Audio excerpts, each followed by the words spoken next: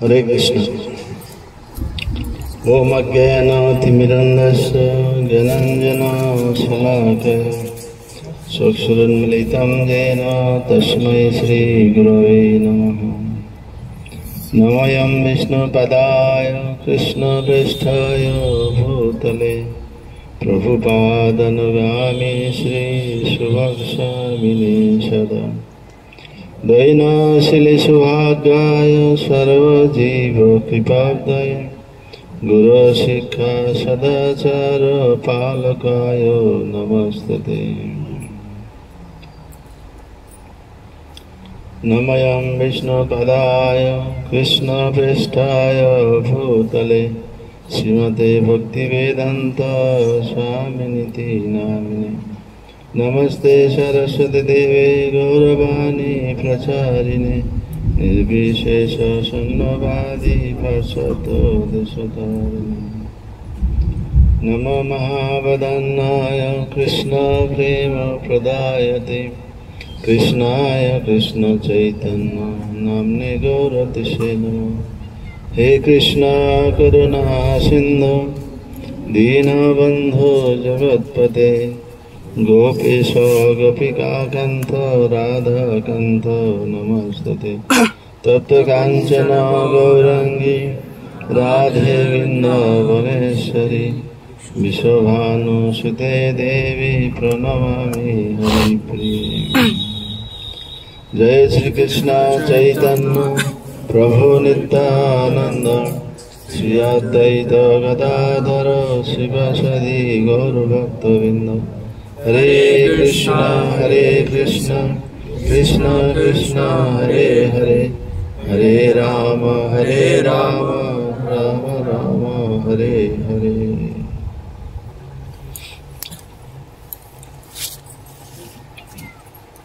শালতোড়া মানে এটা প্রথমে আসছি, আগে কখনো এই আসিনি শালতোড়া।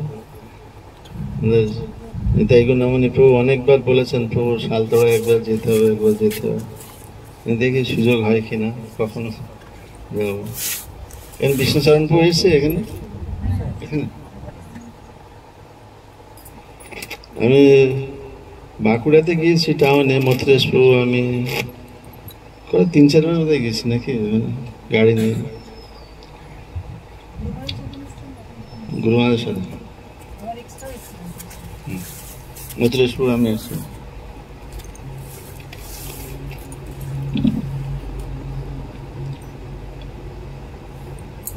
ওরা অনেকেই তো পর্যন্ত বাঁকুড়া থেকে মনে হচ্ছে, অনেকে সবাই সবাই শালতোড়ার, সবাই মায়াপুরে গিয়েছেন, সবাই আমাদের সবাই মায়াপুরে গিয়েছেন।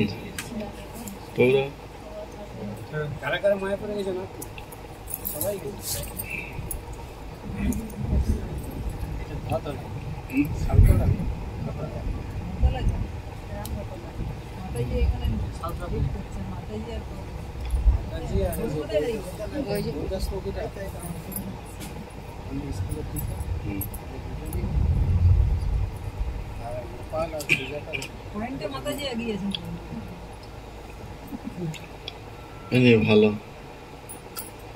এটা মহাপ্রভু আমাদের জন্য একটা নির্দেশ দিয়েছেন। অনেক দেখেছেন সরকার যখন কোনো এমএলএ কে বা অঞ্চল প্রধানকে প্রচুর পরিমাণে চাল ডাল দেয়, কি জন্য? ওটা ওনাদের ভোগ করার জন্য, কি করার জন্য?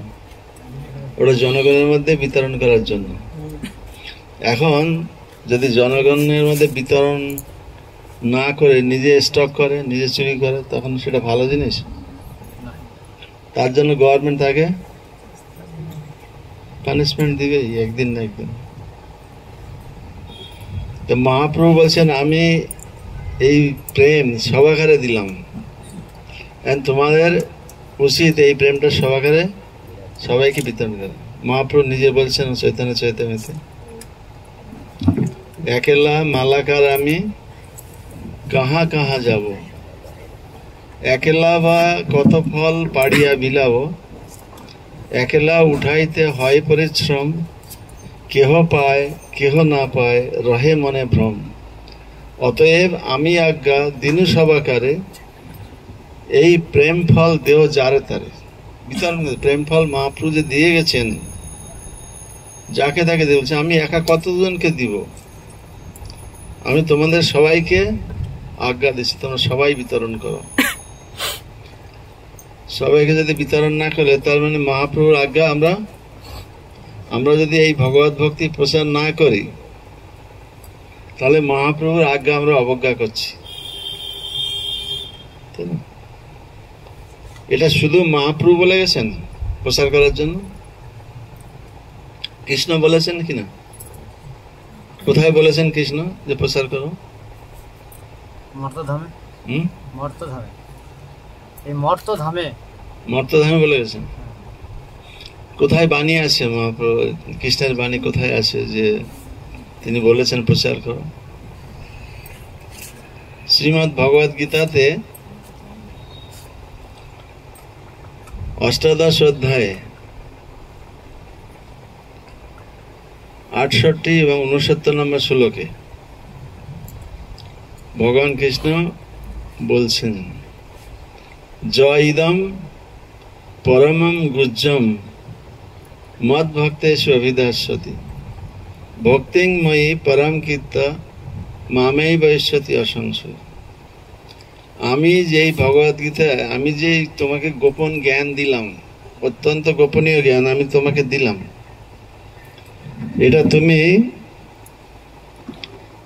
এটা যদি কেউ আমার ভক্তরা বিতরণ করে, আমার ভক্তদের কাছে যে বিতরণ করবে, জয়দাম পরমম গুজ্জম, অত্যন্ত গোপনীয় জ্ঞান আমি ভগবদ গীতাতে দিয়েছি, আমি তোমাকে উপদেশ দিলাম। পরমম গুজ্জম মদ ভক্তেষু অভিদাস্য, যে আমার ভক্তের কাছে বিতরণ করবে, ভক্তিং ময়ি পরম কীর্ত, আমার প্রতি সে পরম ভক্তি লাভ করবে, মামে বৈশ্যসি ন সংশয়, আমার কাছে যে ফিরে আসবে তাতে কোনো সংশয় নেই, সন্দেহ নেই। ভগবান কৃষ্ণ এখান থেকে 5000 বছর আগে নির্দেশ দিয়েছেন এই জ্ঞান প্রচার করতে। শুধু তিনি এটা বলে ক্ষান্ত হননি, তিনি বলছেন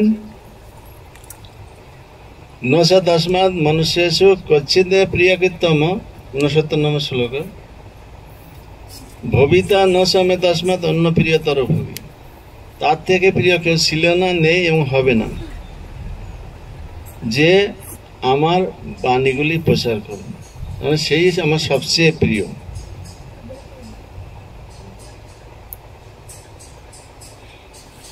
মানে ভূত ভবিষ্যতেও হবে না যে আমার বাণী প্রচার করবে, এর থেকে প্রিয় আর কেউ হবে না। আচ্ছা, দেখলাম ভগবানের বাণী, ভগবানের সে গোপনীয় জ্ঞানটা কি, কে বলতে পারে? ভগবদ গীতার সবচেয়ে গোপনীয় জ্ঞানটা কি? আমাদের মনে যদি কোনো গোপন সংশয় থাকে, কোনো গোপন কথা থাকে, তা আমরা কাকে? সবাইকে বলে দিই?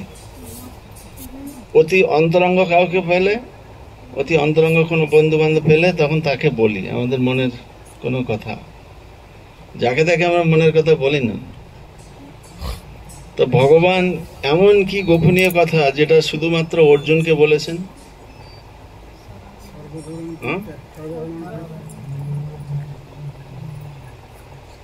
কি গোপনীয় কথাটা?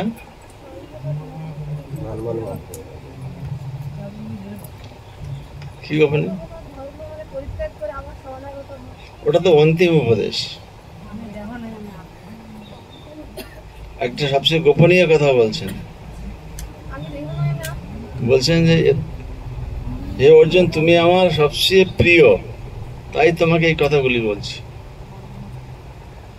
4টে জিনিস করলে তোমরা আমার কাছে ফিরে আসবে। ভগবান বলছে এটা সবচেয়ে গোপনীয় জ্ঞান। মনমনা হব, মদভক্ত, মজ্জাজি আর মাম নমস্কার, এই 4টে জিনিস। মাম এব ঈশ্বর, তুমি আমার কাছে ফিরে আসবে। সত্যংতে, আমি সত্য অঙ্গীকার করছি, প্রতিজনে প্রিয়, তুমি আমার অত্যন্ত প্রিয়, তুমি আমার ভাই, তুমি আমার বন্ধু সখা, তাই তোমাকে এই গোপনীয় জ্ঞানটা আমি বলছি, অত্যন্ত গোপনীয় জ্ঞান। চারটে জিনিস করতে হবে। কি কি? ভগবানের কথা চিন্তা করতে হবে, ভগবানের ভক্ত হতে হবে। এখন তো মদ ভক্ত আর হয়ে যাচ্ছে না, মদের ভক্ত হয়ে যাচ্ছে। ভগবান বলছেন মদ ভক্ত, আমার ভক্ত হও। যদি ভক্ত হতে হয় আমার ভক্ত হও, কৃষ্ণ স্বয়ং বলছেন।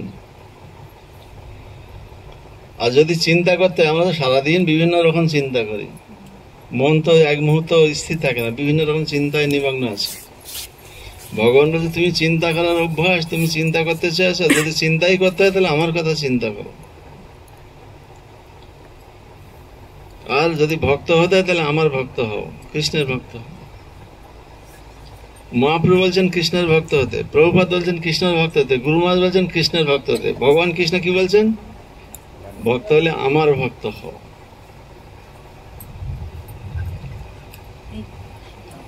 এবং মত জাজি, যদি পূজা করার ইচ্ছা হয় তোমার, এত হাজার হাজার লাখ লাখ দেব দেবীর পূজা না করে, দেশের সেবা জনের সেবা সবার পূজা না করে, শুধুমাত্র আমি কৃষ্ণ বলছি, আমাকে একমাত্র পূজা করো।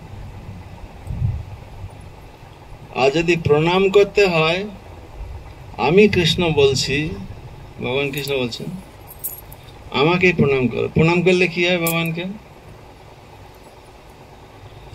ভগবানের সর্বশ্রেষ্ঠ ভক্ত বৃন্দাবনের গোপীরা ভগবানকে প্রার্থনা করছেন। রাসলীলার পরে যখন ভগবান রাসলীলা থেকে চলে গেছেন, গোপীরা কৃষ্ণ বিরহে ক্রন্দন করছেন আর প্রার্থনা করছেন, প্রণত দেহিনাম পাপকর্ষণম তৃণচরানুগাম শ্রীনিকেতনম ফণিফণার্পিতম তে পদাম্বুজম কিনু কুশেষু ন কৃন্ধিরিচ্ছয়ম। শ্রীমদ্ ভাগবতমে 10ম স্কন্ধের 31 অধ্যায় গোপী প্রার্থনা, গোপী গীতে গোপীরা বলছেন, প্রণত দেহিনাম পাপকর্ষণ।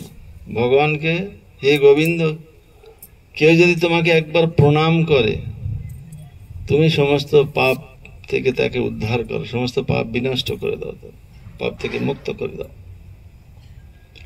সবাই পাপ থেকে মুক্ত হওয়ার জন্য কত পন্থা অবলম্বন করছে, একাদশী ব্রত করছে, গঙ্গা স্নানে যাচ্ছে, হরিদ্বারে যাচ্ছে, তীর্থ ভ্রমণে যাচ্ছে, পাপ থেকে মুক্ত হচ্ছে, প্রয়াগরাজে যাচ্ছে, কুম্ভ মেলায় যাচ্ছে, কেন? পাপ থেকে মুক্ত হচ্ছে। আর ভগবান কৃষ্ণ, গোপীরা কি বলছেন? সর্বশ্রেষ্ঠ ভক্ত প্রণত দেহিনাম পাপকর্ষণ। ভগবানকে প্রণাম করলে সমস্ত পাপ থেকে আমরা মুক্ত হতে পারি। এই চারটে গোপনীয় জিনিস, এইটা হচ্ছে জ্ঞান। তাহলে ভগবান বলেছেন আমার ভক্ত। আমরা কি বলবো? আমরা কি উপদেশ দেব লোককে? তোমরা সবাই কৃষ্ণের ভক্ত হও, কৃষ্ণ বলেছেন। ভগবান বলছেন আমার চিন্তা। আমরা কি বলবো? তোমরা কৃষ্ণের চিন্তা করো, মত ভক্ত। ভগবান বলছেন আমার ভক্ত হও। আমরা কি বলবো? যদি ভক্ত হয় কৃষ্ণের ভক্ত হও। নাম নমস্কার, ভগবান বলছে আমাকে প্রণাম করো। তো আমরা কি বলবো লোককে?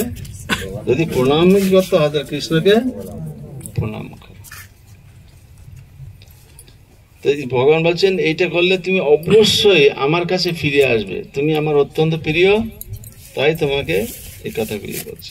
আর এই জ্ঞানটা তুমি যে প্রচার করবে, সে আমার অত্যন্ত প্রিয়, আর আমার প্রতি সে পরম ভক্তি লাভ করবে, আর নিশ্চিত রূপে আমার কাছে ফিরে আসবে, তাতে কোনো সন্দেহ। আচ্ছা, কেন প্রচার করতে হবে? প্রচারটা কি জন্য করবো? আমাদের ভগবানের কাছে ফিরে যাবো, আমরা ভজন করব, ভজন করে আমরা ভগবানের কাছে যাব। এখানে শাস্ত্রে বলছে যারা প্রচার করে না, ওরা সমস্ত জীবের প্রতি হিংসা করছে। বলছে আমি কাউকে তো হিংসা করি না, কাউকে গালাগালি দিই না, কাউকে মারি না, ধরি না, তাহলে আমি হিংসা করলাম কি করে?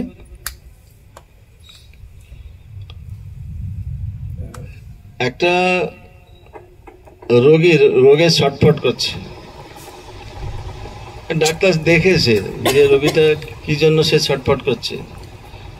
হয়তো পেট ব্যথা ছটফট করছে, হয়তো এক গ্লাস জল খেতে দিলে ওর পেট ব্যথা কমে যাবে, হয়তো একটা ট্যাবলেট দিলে ভালো হয়ে যাবে। কিন্তু সে যদি বলে না আমাকে ডাকেনি, আমি করব না, কিন্তু রোগীটাকে ও হিংসা করলো। ডাক্তার কি করলো? রোগীটার প্রতি হিংসা করলো। আর আমরা জানি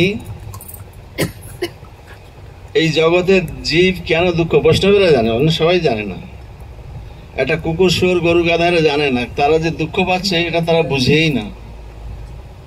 বুঝতে পারে কুকুর, শুয়োর, গরু, গাধা তারা দুঃখ পাচ্ছে, মানুষ বুঝতে পারে এই যে গরম লাগছে এটাও দুঃখ পাচ্ছি, ঠান্ডা লাগছে দুঃখ পাচ্ছি, বৃষ্টি হলে দুঃখ পাচ্ছি, ঝড় বন্যা, রোগ শোক, কাশি, সব দুঃখ পাচ্ছি, আর প্রতি মুহূর্তে দুঃখ পাচ্ছি। এই দুঃখের মূল কারণ কি? কেনটা দুঃখ হচ্ছে? কেউ বলবে না বৃষ্টিতে ভিজেছিল বা ঠান্ডায় হাওয়ার মধ্যে গিয়েছিল তাই এদের সর্দি কাশি হয়েছে। কারণ এইটা নয়, এত হাজার হাজার রোগ, এত বিপদ কেন আসে? এই জগতে দুঃখটা কি জন্য আছে? কেন মানুষ কেন দুঃখ ভোগ করে? কৃষ্ণ ভুলি সেই জীব অনাদি বহির্মুখ, অতএব মায়া তারে দেয় সংসারে ঋতু। তাহলে এই দুঃখের কারণ কি? কারণ হচ্ছে সব কৃষ্ণকে ভুলে গেছে। এটা কিভাবে ভুলে গেছে? যেমন কোনো একটা জমিদার বাড়ির ছেলে বা কোনো একটা ধনী পরিবারের ছেলে কোনো মেলায় গিয়েছে, মেলায় গিয়ে বাবা মায়ের সাথে গিয়েছে, তারপর মেলার মধ্যে লোকের মধ্যে হারিয়ে গেছে। তো বাবা মা খুঁজে খুঁজে পেল না। যেমন কুম্ভ মেলা, কোটি কোটি লোক হয়ে গেছে, 56 কোটি না 60 কোটির মতো লোক কৃষ্ণের ভিতরে। কোথায় একটা হারিয়ে গেলে কোথায় খুঁজে পাবে? চারিদিকে মাইক লাগিয়ে বলে বলেও তা খুঁজে পাওয়া মুশকিল, এত লোকেরা না। এরকম হারিয়ে গেছে। হারিয়ে গিয়ে ছেলেটা দুঃখ পাচ্ছে, মা বাবাকে হারিয়ে ফেলেছে। এখন ওকে কে খেতে দেবে? ছোট ছেলে রাস্তায় রাস্তায় ঘুরে বেড়াচ্ছে। কেউ হয়তো দেখা হলো, কেউ একটা পাউরুটি দিল, একটা কলা দিল, একটা বিস্কিট দিল, ওই খেয়ে চলছে রাস্তার মধ্যে।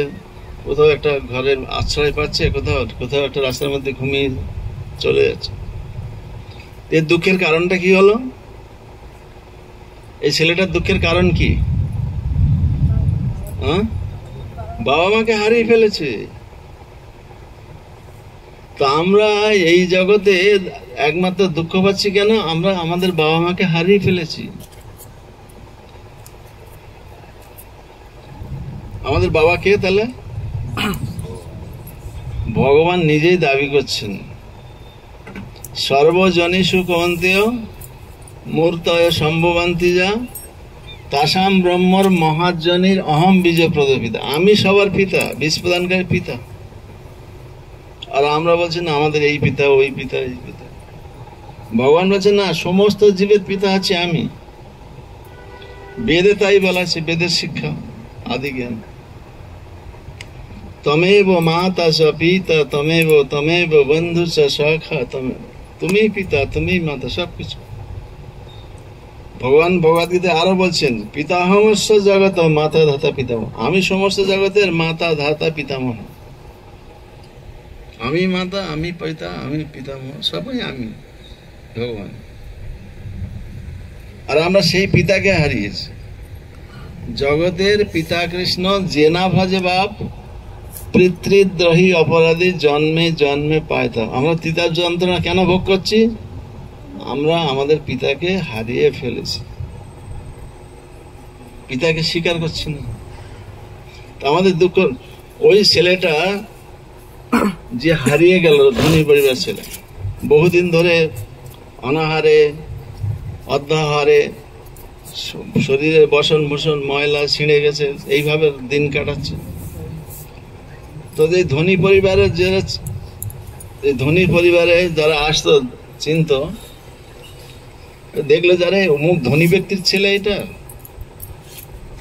তো ওকে চিনতো, ওর বাবাকে চিনে, তো ওকে কিছু খাবার দাবার দিয়ে দিল, একদিন হোটেলে নিয়ে খাইয়ে দিল, উপকার করলো, কিছু উপকার করলো। তো ওকে আজকে একবার খেতে দিল মানে আবার খেতে পাবে। আরেকজন দেখা হলো, ওকে কিছু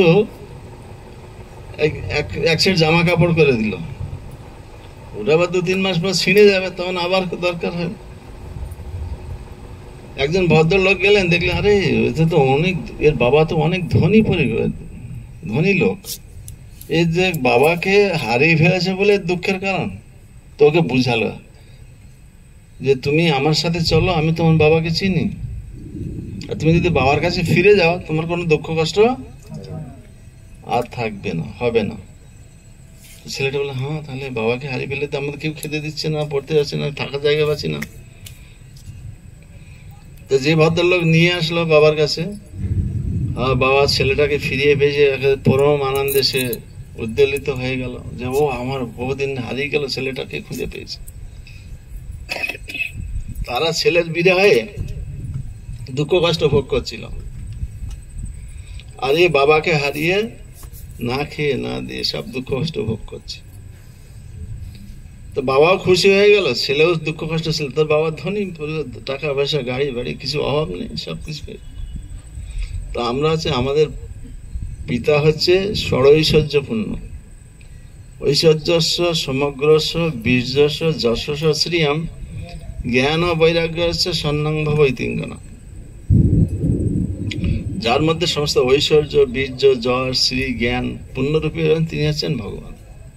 আর সেটা ভগবান শব্দ একমাত্র কৃষ্ণকেই বুঝায়।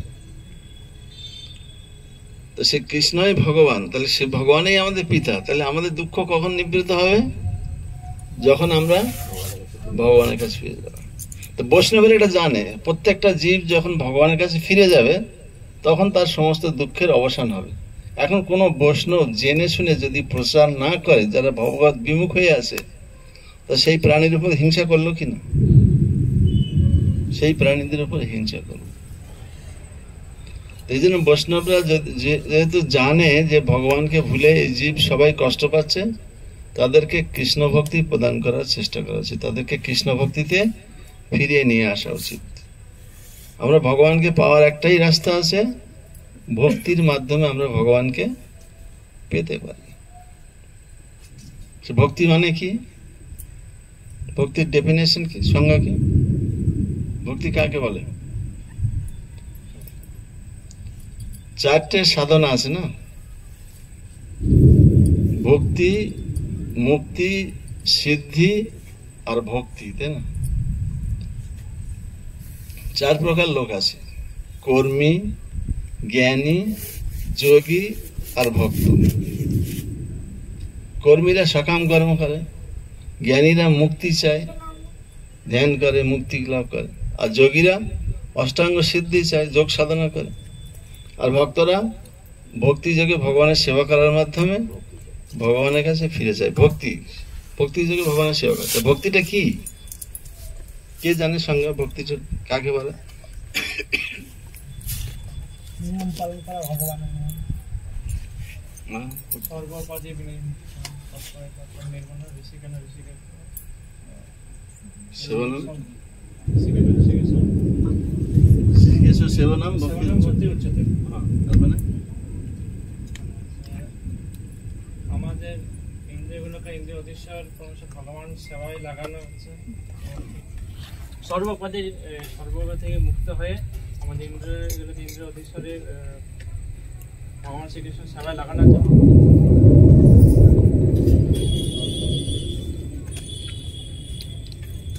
ভক্তিটা অন্য কিছু নয়, সহজ কথা হচ্ছে আমাদের যতগুলি ইন্দ্রিয় আছে, ইন্দ্রিয়গুলি ভগবানের প্রেমময়ী সেবায় নিয়োজিত করাটাই হচ্ছে ভক্তি। শিল রূপ গোস্বামীপাদ বলছেন, সমস্ত উপাধি, আমি ডাক্তার, ইঞ্জিনিয়ার, প্রফেসর, অফিসার, আমি মন্ত্রী, আমি প্রধানমন্ত্রী, যাই এগুলি সব ডেজিগনেশন, উপাধি। আত্মা কি এরকম মন্ত্রী নাকি, না মিনিস্টার, না প্রফেসর, না ডাক্তার? সব তুচ্ছ। আত্মা অত্যন্ত ক্ষুদ্র, সব দেহাত্ম বুদ্ধি সম্পন্ন হয়ে আছে। এই দেহাত্ম বুদ্ধি সম্পন্ন থেকে মুক্ত হতে হবে। আত্মার ট্রান্সফার হয়, এক জায়গা থেকে আরেক জায়গায় যায়, দেহ ত্যাগ করে এক দেহ থেকে আরেক দেহে যায়। আত্মা তো বারবার হচ্ছে, এক দেহ থেকে আরেক দেহে দেহান্তরিত হচ্ছে। তো এই আত্মাটা ভগবানের কাছে ফিরিয়ে নিয়ে যেতে হবে। কি করে যাবে? একমাত্র ভক্তির মাধ্যমে। এই শরীরটা দিয়ে সাধন করতে হবে। এখন আমি যদি দুর্গাপুর মন্দিরে যাব, কিভাবে যাব? গাড়ি করে। এই দেহটা একটা গাড়ি, এটা করে আমাদেরকে যেতে হবে। এটা দিয়ে সাধন করতে হবে, ভক্তি করতে হবে, ভগবানের সেবা করতে হবে। চোখ দিয়ে ভগবানকে দেখতে হবে, ওটা ভক্তি। মাথা দিয়ে ভগবানকে প্রণাম করতে হবে, ওটা ভক্তি। কান দিয়ে ভগবানের কথা শুনতে হবে, এটা ভক্তি। নাক দিয়ে ভগবানের চরণে নিচে যাবেন নাকি? গেলে ভালো। আমরা ভগবানকে যদি পাই, ভগবানকে প্রার্থনা পারি, এই দুঃখময় সংসারে আমাদেরকে আর থাকতে হবে। এই জগতে কি আমরা পার্মানেন্ট থাকতেছি? কে কে মনে করেন এই জগতে আমরা পার্মানেন্ট থাকবো, নিত্য শাশ্বতভাবে আমরা থাকবো? কিন্তু ভগবান তো গীতাতে বলছেন, যতস্যহি ধ্রুব মৃত্যু, যে জন্মগ্রহণ করেছে তার মৃত্যু নিশ্চিত, আর যে মরেছে ধ্রুবম জন্ম মৃতস্য, আর যে মরেছে তার জন্ম নিশ্চিত। দুটো। এখন আমরা পরের জন্মে কোথায় যাব? এখন মনুষ্য জন্মে আছি, দুর্লভ মনুষ্য জন্ম। এই পরের জন্মে আমরা কোথায় যেতে চাই? পাখি হবো, না দেবতা হবো, না আমি সমুদ্রের মধ্যে বাস করবো? কোথায় যাবো আমরা?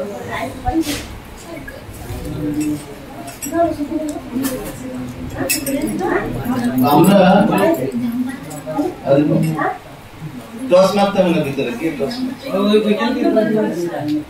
টসের উপরে ছাদে চার্জার আছে তো। হরে কৃষ্ণ। সবাই শোনো।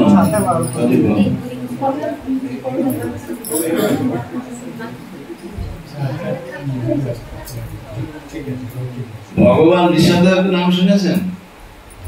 ভগবান সত্যের শব্দ ঋষভদেব।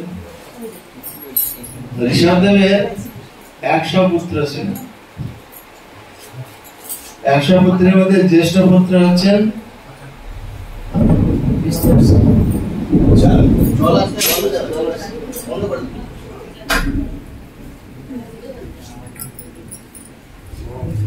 ভগবান ঋষভদেবের 100 পুত্র ছিল।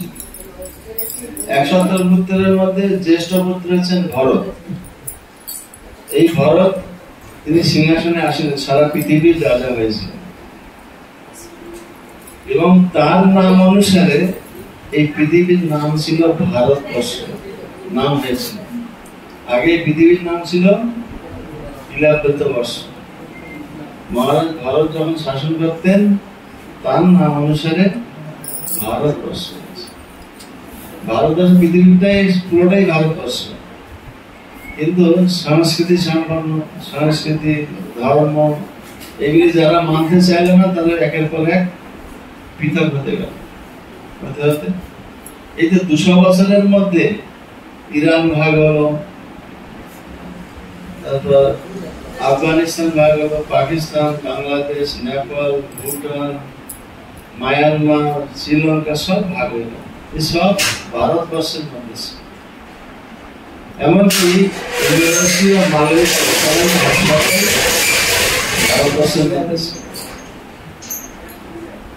যারা ধর্মকে আচরণ করতে চাইল না, বৈদিক সংস্কৃতি মানতে না, তারা একের পর এক আলাদা হতে গেল ভারতবর্ষ। এখন ভারতবর্ষ ছোট হয়ে গেছে। এই ঋষভদেব বলার উদ্দেশ্য, ঋষভদেব তার পুত্রদেরকে উপদেশ দিচ্ছেন ভগবদ গীতাটা সম্পূর্ণ ভগবানের উপদেশ। আমরা কি করে ভজন করবো, আমরা কিভাবে ঘুমাবো, কিভাবে খাবো, সবকিছু প্রতিটা মুহূর্তে ভগবান উপদেশ দিয়েছে। সেটা হচ্ছে ভগবদ গীতা। কিভাবে ভজন করবো, কিভাবে যোগ সাধনা করবো। তা ভগবান হিসাবে পিতার কর্তব্য হচ্ছে পুত্রদেরকে এই জন্ম মৃত্যুর চক্র থেকে উদ্ধার করে দেওয়া।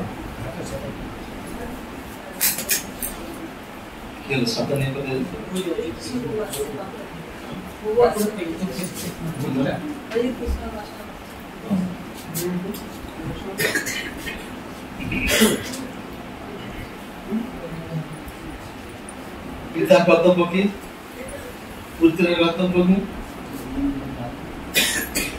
পুত্রের কর্তব্য আছে না?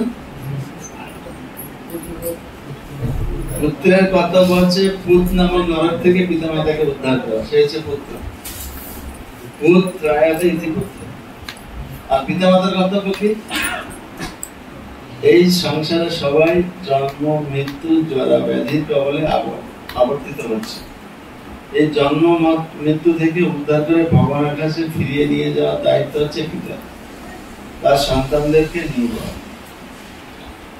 গুরু ন সাক্ষাৎ স্বজন ন সাক্ষাৎ পিতা ন সাক্ষাৎ জননী ন সাক্ষাৎ দৈবং ন তৎসাৎ ন প্রতীচ্য সাক্ষাৎ ন মোচায়চ সমবেত মৃত্যুম। এই জন্ম মৃত্যু থেকে যদি উদ্ধার করতে না পারে সেই গুরু গুরু নয়। যদি শিষ্যকে উদ্ধার না করতে পারে, গুরু ন সাক্ষাৎ পিতা ন সাক্ষাৎ জননী ন সাক্ষাৎ, সেই পিতা পিতা নয়, সেই মাতা মাতা নয় যদি তার সন্তানদেরকে জন্ম মৃত্যু থেকে উদ্ধার করে বাবার কাছে ফিরিয়ে নিতে না পারে। তাকে পিতা হওয়া উচিত না, মাতা হওয়া উচিত না, তাকে গুরু হওয়া উচিত না, তাকে আত্মীয় স্বজন উচিত না, তাকে পতি হওয়া উচিত না যদি পত্নীকে জন্ম মৃত্যু থেকে উদ্ধার না করতে পারে। আমাদের সবার কর্তব্য হচ্ছে কৃষ্ণ ভাবনামকে অনুশীলন করে ভগবানের কাছে ফিরে যাওয়া। এই জন্য ভগবান ঋষভদেব তার পুত্রদেরকে সবাইকে ডেকেছেন।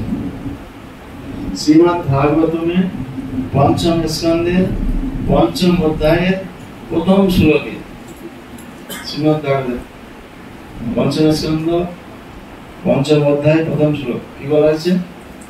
নায়ম দেহ দেহ ভাজাম নির্লোকে কষ্টান কামান অর্হতে বিভুজাম যে তব দিব্যম পুত্র কাজেন সত্যম শুদ্ধে তদস্মাৎ ব্রহ্ম সৌখম তদন্ত।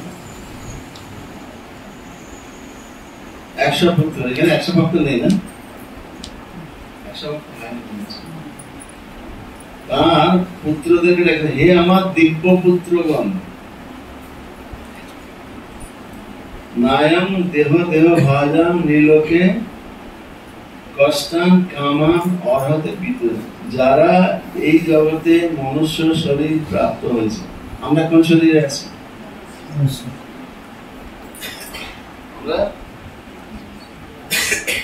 সবাই মনুষ্য শরীরে আছি এখন, না কুকুর বিড়ালের শরীরে আছি? এখন সবাই আমরা মনুষ্য শরীরে আছি। তো যারা মনুষ্য শরীর প্রাপ্ত হয়েছে, কে বলছেন কথাটা? ভগবান ঋষভদেব তার পুত্রদেরকে বলছেন, হে আমার দিব্য পুত্রগণ, যারা এই জগতে মনুষ্য শরীর ধারণ করেছে, কষ্টান কামান অর্হতে বীরভুজাম যে, বীরভুজি মানে বিষ্ঠা খায় এমন প্রাণী কারা? কুকুর শুয়োরের বিষ্ঠা ভোজি, কৃমিকীট। এই বিষ্ঠাভোজী কুকুর শুয়ারের মতো দিন রাত কঠোর পরিশ্রম করা আছে না, দিন রাত দৌড়াচ্ছে কোথায় খাবার পাওয়া যায়, কোথায় খাবার। এইরকম করা উচিত না। কষ্টান কামান অর্হতে বীরভোজী প্রাণীদের মধ্যে কুকুর শুয়ার দিন রাত কঠোর পরিশ্রম করা উচিত না। ছেলেরা জিজ্ঞাসা করছে, বাবা এই পিতা তাহলে আমরা কি করবো? এই জগতে যারাই আসছে স্ট্রাগল ফর এক্সিস্টেন্স, বেঁচে থাকার জন্য জীবন সংগ্রাম, বেঁচে থাকার জন্য সংগ্রাম করছে।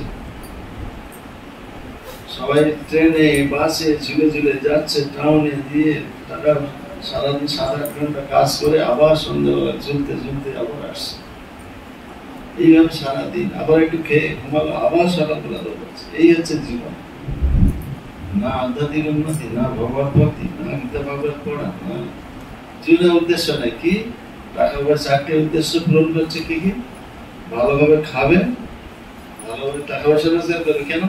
ভালো খেতে হবে, ভালোভাবে ঘুমাতে, একটা বাড়ি বানাতে হবে।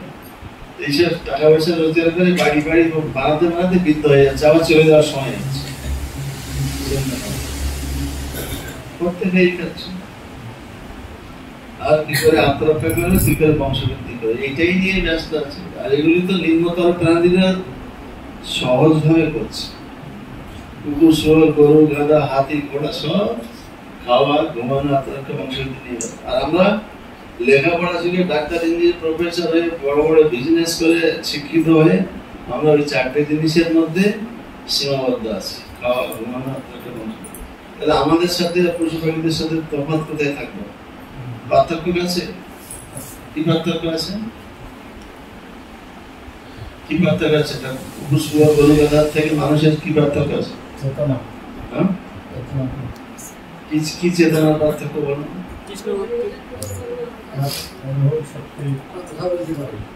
আমাদের থেকে অনুভব শক্তি ওদের বেশি আছে, পশু পাখি অনেক বেশি আছে। কি বলছে? আপনি বৃষ্টি হবে কিনা আবহাওয়া দপ্তর থেকে খবর নিতে হবে, কিন্তু পশু পাখিরা তার আগে থেকে বলে দিতে পারে। আসামের একটা বাস্তব ঘটনা বলছি। হঠাৎ করে চারিদিকে লক্ষ্য করলো আসামে যে ব্যাঙগুলি ছুটে পালাচ্ছে, শিয়ালগুলি ছুটে পালাচ্ছে, বনের মধ্যে থেকে, পাহাড়ের থেকে ছুটে পালাচ্ছে, পাখির আকাশ থেকে উঠে চলে যাচ্ছে। কিন্তু কেউ কিছু বুঝতে পারছে না। নিচে ঘর বাড়ি রয়েছে, গাড়ি চলছে রাস্তা দিয়ে। হঠাৎ করে কিছুক্ষণ পরে পুরো পাহাড়টা এক অংশ ধসে পড়লো, নিচে অনেকগুলি গাড়ি চাপা ভেঙে চুরমার হয়ে গেল, অনেকগুলি বাড়ি পরপর ভেঙে নিচে চলে গেল।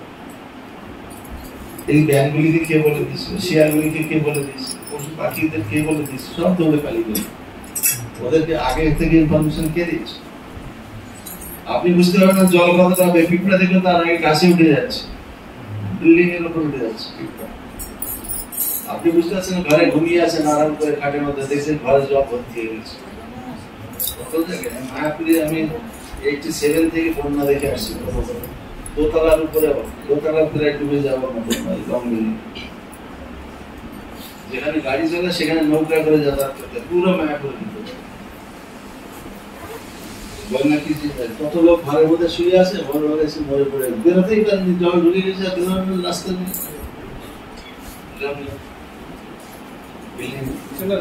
তাহলে আমাদের থেকে ওদের চেতনা আছে, অনেক চেতনা বেশি আছে। পার্থক্যটা থাকবে কি? খাওয়া, ঘুমানো, আন্তরিক সবার মধ্যে সমান আছে। এই জন্য বলছে ধর্মহিতেষাং অধিক বিশেষ ধর্মেণ হীনা পশু কৃষ্ণ। যদি আমরা ধর্মকে আচরণ করি তাহলে আমাদেরকে মনুষ্য বলা যাবে, ধর্মহীন ব্যক্তি ধর্মকে আমাদের আচরণ করে। এই জন্য ঋষভদেব ভগবানের অবতার ঋষভদেব তিনি বলছেন কি, যে আমার দিব্যপুত্র কুকুর শুয়োরের মধ্যে দিন রাত কঠোর পরিশ্রম করা আমাদের উচিত না। তো ছেলেরা বলছে 100 পুত্র, ছেলেরা বলছে এ পিতা তাহলে আমরা কি করবো? তখন বাবা বলছেন তপ দিব্যম পুত্রটা, হে আমার দিব্যপুত্রের মতো তপস্যা করো। ছেলেরা জিজ্ঞাসা তপস্যা করলে কি হবে? কি জন্য তপস্যা করো? যেন সত্যম শুদ্ধি, তোমাদের মন পবিত্র হবে, চিত্ত, তোমাদের মন চিত্ত পবিত্র হবে। আরে মন পুত্র চিত্ত শুদ্ধ হলে কি হবে? মন পবিত্র হলে কি হবে? যস্মাৎ ব্রহ্ম সৌখম তু অনন্তম, তোমরা নিত্য শাশ্বত চিন্ময় আনন্দ উপভোগ করবে, তখন তোমরা ভগবানের কাছে ফিরে যাবে। তো আমরা একটু আগে আলোচনা করছিলাম আমাদের কর্মফল অনুসারে আমরা কি করবো, আর একটা শরীরে যেতে হবে। এখন নিশ্চিত আছে কোন শরীরে যাব? কুকুর হবো না, শুয়োর হবো না, গরু হবো না, গাধা হবো না, পাখি হবো না, দেবতা হবো না, অসুর হবো না, রাক্ষস হবো না, বিষ্ঠাভোজী কৃমিকীট হবো? কোন শরীরে যাবো আমরা? ভগবান বলছেন যন্ত্রের মতো আমার শরীরটা একটা যন্ত্রের মতো। 61 নম্বর শ্লোকে বলছে ভগবান অষ্টাদশ অধ্যায় কি বলা আছে, ঈশ্বর সর্বভূতানাং হৃদ্দেশে অর্জুন তিষ্ঠতি ভ্রামায়ণ সর্বভূতানি যন্ত্র আহুতানি। হে অর্জুন, পরমেশ্বর ভগবান সমস্ত জীবের হৃদয়ে অবস্থান করছেন আর জীবকে দেহরূপ যন্ত্রে আরোহণ করিয়ে এই জগতে ভ্রমণ করাচ্ছে। আমরা মনুষ্য দেহে ভ্রমণ করছি, কেউ একটা কুকুরের দেহ ভ্রমণ করছে, কেউ একটা শিয়ালের দেহ ভ্রমণ করছে, কেউ হাতির দেহ, কেউ পাখির দেহ। এই যে সব যন্ত্র, বিভিন্ন রকম যানবাহনে আমরা চড়ি, সেখানে বিভিন্ন দেহরূপ যন্ত্র আরোহণ করে আমাদেরকে ভ্রমণ করাচ্ছে। এখন আমরা পরবর্তীতে কোন দেহ নেব, কে ঠিক করবে? কর্মফল অনুসারে কর্মনা দৈবনে প্রেরণা জন্তু দেহ উপবর্তায় স্ত্রী ও প্রবিষ্ট উত্তরম পুংসরে তখন আছে। আমরা যেমন কর্ম করবো কর্মের ফল অনুসারে ভগবান আমাদের আরেকটা শরীর দিবেন। এমন নয় যে আমার ইচ্ছা না এই মনুষ্য শরীরটা ভালো না, কত কষ্ট করতে হয়, আর পরের জন্মে একজন স্বর্গে যে দেবতা হয়ে যাবে। তার জন্য কর্মটাকে চেঞ্জ করতে হবে। আমরা যেমন কর্ম করবো তেমনি একটা রেজাল্ট পাবো, যেমন কর্ম তেমন কর্মটা আমাদের পরিবর্তন করতে হবে। কর্ম করলেই কর্মফল ভোগ করতে হবে। তাহলে আমরা কি করবো? কর্ম করবো না, নিষ্ক্রিয় হয়ে বসে থাকবো? কর্ম করলে কর্মফল ভোগ করতে হবে না। কর্মটা কৃষ্ণকে সমর্পণ করতে হবে, কৃষ্ণের জন্য কর্ম করতে হবে, তাহলে কর্মফলটা আমাদের আসবে না। আর কৃষ্ণের জন্য কর্ম করাটাই হচ্ছে ভক্তির মাধ্যমে আমরা ভগবানকে প্রাপ্ত হবো, ভগবানের কাছে ফিরে যাব। এই জন্য আমাদের সবারই উচিত এই কৃষ্ণ ভাবনার মধ্যে জগতে বিস্তার করে, সবাইকে প্রচার করে, প্রত্যেককে। যারা আমরা জানতে পারছি কৃষ্ণকে প্রাপ্ত হলে আমাদের দুঃখ নিবৃত্ত হয়। ভগবান নিজে বলছেন, মহাপ্রভু বলছেন, প্রভুপাদ বলছেন, গুরু মহারাজ বলছেন, সেখানে গেলে আমাদেরকে আর এই দুঃখময় জগতে আসতে হবে। আর সেই ধামের কথা বর্ণনা করে ব্রহ্মসংহিতা ব্রহ্ম কি বলছেন, চিন্তামণি প্রকাশাত্ম সুকল্প বৃক্ষ লক্ষ্যাভিতে সুসুরবীর বিপালয়ন্তম লক্ষ্মী সহস্র শতসম ব্রহ্মসেব্যমানম গোবিন্দমাদি পুরুষম অহং ভজামি। সেই হারিয়ে যাওয়া ছেলেটার উদাহরণ দিচ্ছিলাম। বাবার কাছে যখন ফিরে গেল তার দুঃখ কাছে সব নিবৃত্ত হয়ে গেল, টাকা পয়সা গাড়ি বাড়ি সবকিছু পেয়ে গেল। আমরা যদি ভগবানের কাছে ফিরে যাই, ওখানে ধামটা এত কষ্ট করে চাকরি করতে হবে, এত কষ্ট করে ব্যবসা করতে হবে, এত কষ্ট করে দৌড়াদৌড়ি করে কল কারখানায় কাজ করে অর্থ রোজগার করতে হবে। ওখানে গেলে চিন্তামণি টাস্টন, একটা লোহার দণ্ডে টাস্ট হয়ে দেন, সোনা হয়ে যায়। আর কোন ভূমিটা চিন্তামণি। আমাদের কাছে যদি একটা চিন্তামণি থাকতো, আমি সারা পৃথিবীর মধ্যে শ্রেষ্ঠ ধনী হতো। আমাদের কার কাছে থাকবে সে শ্রেষ্ঠ ধনী। লোহার যত লোহার পার্টি আছে ট্রেনের লাইনে লাগিয়ে দিন বা সব সোনা। কত সোনা নেই সোনা, আর একটা ধাতু বলে মনে হতো না। কেউ নাকে খানে লাগিয়ে গলায় লাগাতে চুরি করতো না, সব জায়গায় সোনা। চিন্তামণি, ভূমিটা চিন্তামণি। কল্প বৃক্ষ, ডিজায়ার ট্রি। আমরা যা ইচ্ছা করবো, একটা উদাহরণ দেওয়া যায়। জগতে আপনার কাছে যদি যথেষ্ট পয়সা থাকে, আপনি বড় শপিং মলে চলে যান, যা কিছু লাগবে, একটা শুজ থেকে শুরু করে যা কিছু লাগবে সব পেয়ে যাবেন শপিং মলে। আপনি মোটরসাইকেল পাবেন, গাড়ি পাবেন শপিং মলে, তারপরে এমনি যা কিছু খেলনা, জামা কাপড়, পোশাক পরিচ্ছদ, খাবার দাবার, যা কিছু মানুষের জীবনে কত হাজার রকম আইটেম, কত হাজার লাখ রকম আইটেম সব আপনি পেয়ে যাবেন। বিশাল বিশাল শপিং মলে। তার মনে করেন একটা কল্প বৃক্ষ, এখানে টাকা হলে পাবেন, কিন্তু কল্প বৃক্ষের কাছে চাইলেই পাবেন। আর সেখানে কল্প বৃক্ষ রয়েছে, কল্পনা করতে পারেন আপনি কল্প বৃক্ষ। আমি এখন কলকাতায় বিখ্যাত, আমি কেসি দাসের রসগোল্লা চাই, ঠিক এইগুলো আপনি বগুড়া দই না কেন, আর টাঙ্গাইলের চমচম বাংলাদেশে বিখ্যাত, নবদ্বীপের মিষ্টি দই বিখ্যাত, বলে আপনি চাই সমস্যা পেয়ে গেলেন। কল করলে যা ইচ্ছা করেন সেটাই আপনি পেয়ে যান। আপনার এখানে প্রশ্ন আসে কি করে যে আমি কঠোর পরিশ্রম করে টাকা পয়সা রোজগার করবো, তার মধ্যে খাবো, তারপর বাড়ি করবো, গাড়ি করবো, মৃত্যুর সময় এসে যাবো, এটা কোনো চিন্তা নেই, সবকিছু রয়েছে। চিন্তামণি প্রকার সাধন কল্পবৃক্ষের লক্ষ্য বিদেশ, এখানে ধন সম্পদ প্রাপ্ত হওয়ার জন্য লক্ষ্মী দেবীর পূজা করেছে, আর ওখানে শত সহস্র লক্ষ্মী দেবী সম্ভ্রম সহকারে ভগবানের সেবায় রত রয়েছে। ভগবান হচ্ছেন লক্ষ্মীর পতি, আর তাকে প্রাপ্ত হলে আর তারপর ধন সম্পদের জন্য চাইতে হবে। লক্ষ্মী সহস্র শত সম্ভ্রম গোবিন্দ, আর সেখানে হাজার হাজার লাখ লাখ সুরভি গাভী রয়েছে।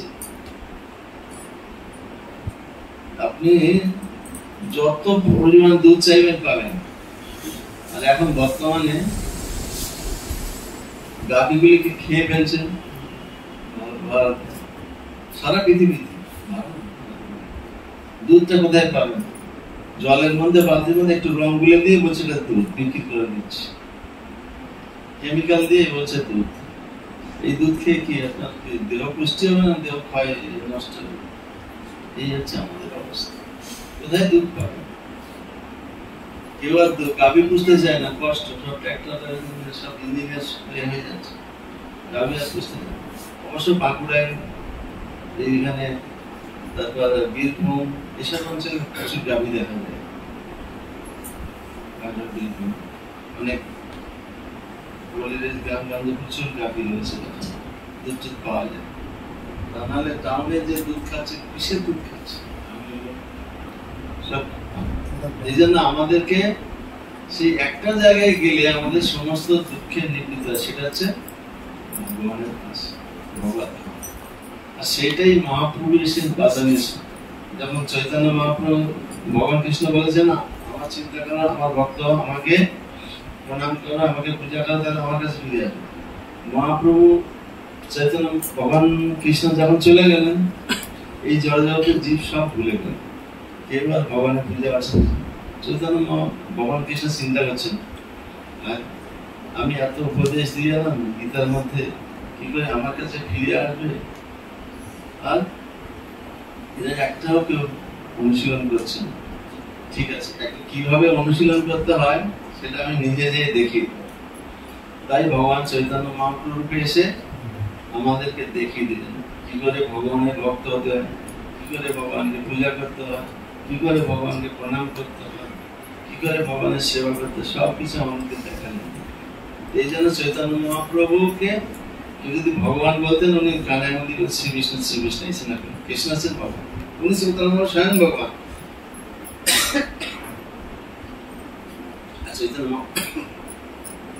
চৈতন্য মহাপ্রভু কি জন্য আসলেন? তিনি ভক্ত রূপে এসে স্বয়ং কৃষ্ণ ব্রজেন্দ্র নন্দনে যে হইল, সেই বলরাম হইল, তিনি ব্রজেন্দ্র নন্দন, তিনি সচিপুত্র রূপে আসেন আমাদেরকে চারটি জিনিস শেখানোর জন্য। কি করে ভগবান চিন্তা করতে হয়, কি করে ভগবানের পূজা করতে হয়, কি করে ভগবানের ভক্ত হতে হয়, আর কি করে কাকে প্রণাম করতে, চারটি শেখানোর জন্য। তাহলে আমরা তাদের ফিরে যাব। যদি ফিরে যাই আমাদের দুঃখ কষ্ট থাকবে।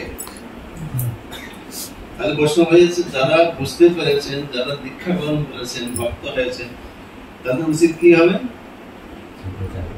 যারা কৃষ্ণ বিমুখ হয়েছে ওদেরকে কৃষ্ণ উন্মুখ করে ভগবানের কাছে ফিরিয়ে নিয়ে যাওয়ার জন্য চেষ্টা করছে। সেটা হচ্ছে আসল উপকার।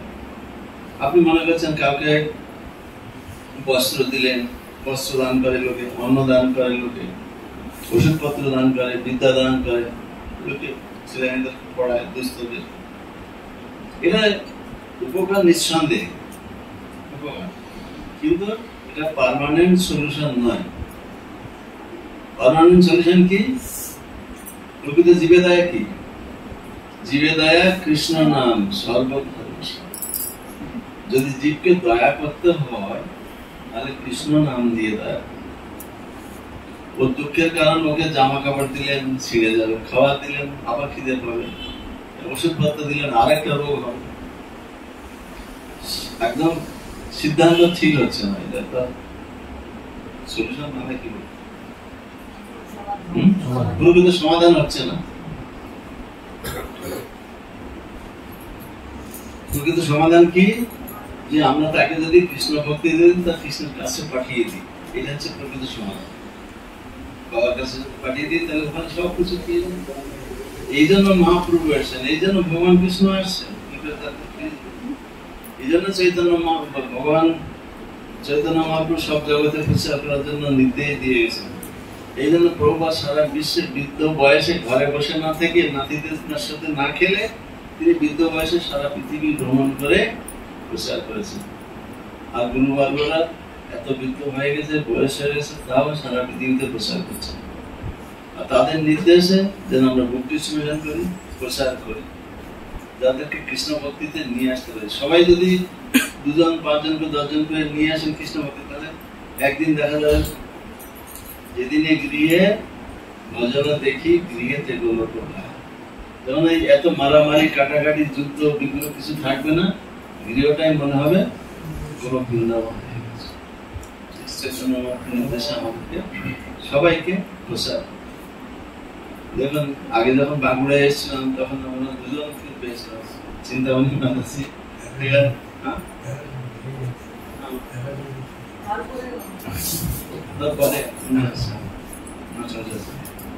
এইভাবে আমরা কয়েকজনকে পেয়েছিলাম। এখন ওনারা প্রচার করছেন, এখন আপনারা সবাই এখানে যুক্ত হয়েছেন, এখন আপনারা সবাই প্রচার করুন। দেখবেন পুরো বাঁকুড়া সালদা সমস্ত ভক্ত সবাই এই পথে চলে যাবে। তখন দেখবেন যে পুরোপুরি প্রকৃত বসুন্ধৈব কুটুম্বকম, তখন সারা পৃথিবী দেখবেন আমাদের আত্মীয় স্বজন। আমরা হয়তো ব্রহ্মচারী যারা আছি, হয়তো যারা মনে করেন যে একটা মা বাবা হয়তো ভাই বোনদেরকে ফেলে আমরা চলে এসেছি, আর প্রভুপাদের সোসাইটিতে আসার পরে, প্রভুপাদের সংস্থায় যোগদান করার পরে কি হয়েছে, আমরা হাজার হাজার ভাই বোন পেয়ে গেছি। অসুবিধা নেই, আমরা এখন একটাই পরিবার, একসাথে খাচ্ছি যাচ্ছি, একটাই পরিবার। আমাদের ক্ষতি হলো না লাভ হলো? লাভ হলো, একটা দুটো ভাই বোন ছেড়ে এসেছি, ঘর বাড়ি ছেড়ে এসেছি, আর এখানে এসে প্রভুপাদের ঘরে ঢুকে কত ভাই বোন একটা জায়গায় যেতে পারে। অনেক ভক্তদের বাড়িতে ফেস করি যে প্রভু আমরা ভক্ত হয়ে কেউ আসে না আমার বাড়িতে, মা বাবা পর্যন্ত আসে না, বাইরেও আসে না, তার ভক্ত হয়ে আসে না। আমি বলছি আপনার কতগুলি ভাই বোন লাগবে? আমাদের ইয়েতে আছে না, শান্তনুপুর আছে না, ফুলগাছি, গঙ্গা মাতা, শান্তনু গঙ্গা মাতা এত কষ্ট ছিল। বাবার বড় ধনী পরিবার, তো বাবা আছে বড় দোকান টোকান আছে বাজারে, আর যদি মাছ মাংস খাওয়ার অভ্যাস ছিল। আর উনি তো অত ধনী পরিবার নাই, আমাদের শান্তনুপুর, ওনার সাথে বিয়ে হয়েছে। বলছে উনি নিরামিষ খেতে উনি খাবে না, এই নিয়ে কয়েকবার ওনার টিকি রেখেছে, শান্ত হয়েছে, ওনার টিকি রাত্রেবেলা কেটে দিয়েছে।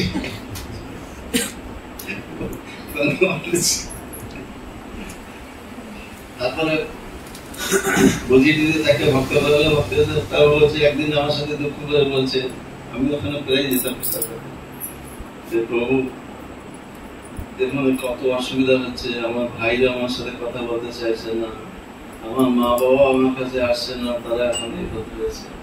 আমাদের কয়টা মা বাবা লাগবে, কয়টা ভাই লাগবে? তারা এখানে দেখবেন ইস্কনে জয়েন করছেন, কত মা বাবা ভাই বোন পেয়েছে। এগুলি মানিত, এই জগতে কারো দেখা হয়েছে, এটাকে ভাই মনে হয়েছে, ছেলে মেয়ে মনে হয়েছে, মা বাবা মনে হয়েছেন, 2 দিন পরে এই জায়গাটা ত্যাগ করলে আপনার আবার সে কোথায় যেয়ে জন্মগ্রহণ করবে, আপনি কোথায় জন্মগ্রহণ করবেন, তখন কোনটা মা বাবা পাবে। কিন্তু যদি আসল মা বাবা যদি পেতে চান, আসল ভাই পেতে চান, তাহলে ইস্কনে ভক্ত হন, তাহলে দেখবেন আসল তারা সবাই একসাথে ভগবানের কাছে ফিরে যাবে, মানুষ কত ভাই বোন পেয়ে যাবে। আর এখন এই জগতে আসেও সেইটা ভাই বোন পেয়ে যাচ্ছে। এই জন্য আমাদের সবাইকে প্রসার করে একটা পরিবারে নিয়ে আসা উচিত। আমরা আগে বিভিন্ন পরিবারে বলছি, কিন্তু যখন আমরা ভক্ত হয়ে যাচ্ছি, একসাথে প্রসার করছি, একসাথে খাচ্ছি যাচ্ছি, তখন মনে হচ্ছে একটা পরিবার। প্রতিদিন উৎসব, আজকে বাড়ি উৎসব, ও বাড়ি উৎসব, সব জায়গায় যাচ্ছে। তাহলে আমাদের লাভ তো হচ্ছে না, ক্ষতি হলো কোথায়? কোথায় ভাই বোন ছাড়ছে? আর ভাই বোন আমাদেরকে প্রচুর পরিমাণ বেড়ে যাচ্ছে। আপনারা সবাই প্রচার করুন, আর সবাই ভগবানের কাছে ফিরে যাওয়ার জন্য চেষ্টা করুন। কার কোনো প্রশ্ন আছে? প্রচার আমাদেরকে করতেই হবে। আমি মন্দিরে ছিলাম, পূজার প্ল্যান ডিপার্টমেন্টে ছিলাম, পূজা ডিপার্টমেন্টে ছিলাম। আমাকে গুরুমাজ বের করেছেন বিভিন্ন জায়গায় প্রচার করতে। মাধবেন্দ্র সে ছিল ইয়েতে বৃন্দাবন মন্দিরে, ওখানে 20-25 বছর সেবা করেছে, ওকেও বেড়েছে। গুরুমাজ মাধবেন্দ্রকে বলছে, মাধবেন্দ্র এই জগতে মাত্র কয়েকদিনের জন্য আসা হয়েছে, কয়েকদিন এসে তার জন্য কি মালিক হওয়া ভালো না অতিথি হওয়া ভালো? মালিক হবে, তোমাকে সারাদিন পরিশ্রম করতে হবে আর টাকা পয়সা রোজগার করতে হবে, নিজস্ব তোমাকে খেতে হবে। আর অতিথি হবে, তুমি যাবে কারো বাড়িতে, তুমি ভালো মন্দটা রান্না করে দেবে, খাবে, তারপর তুমি ওখান থেকে চলে আসবে। তো অতিথি হতে চাও না মালিক হতে চাও?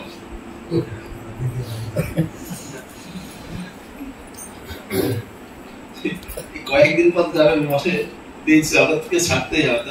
এই জগতের মালিক না হয়ে অতিথি হওয়ার চেষ্টা করো, সাধু হওয়ার চেষ্টা করো, জগতের প্রসাদ।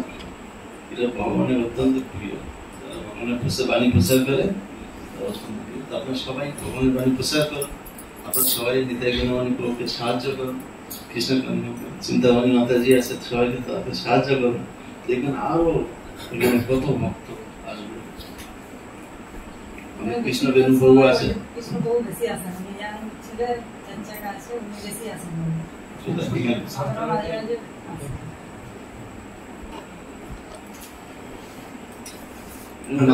ক্লাস দেন, ক্লাস দেন।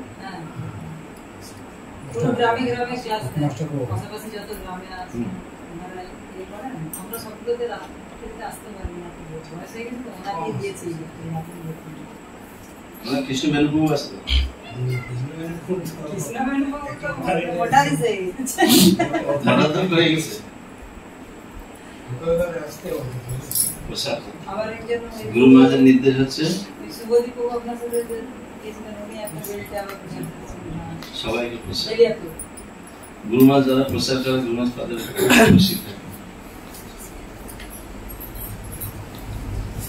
আজকে ক্লাস হচ্ছিল, ক্লাস হতে হতে যারা ছিলেন তারা জানেন, গুরু বসে আমি অনেক মাধবেন্দ্রকে মেসেজ পাঠিয়েছে, গুরু মহারাজ রাত 2:30টার সময় উঠেছে, তখন 10টা। গুরু মহারাজকে একটু রেস্ট দরকার, 85 বছর বয়স, 86 বছর বয়স, 86 বছর পরে।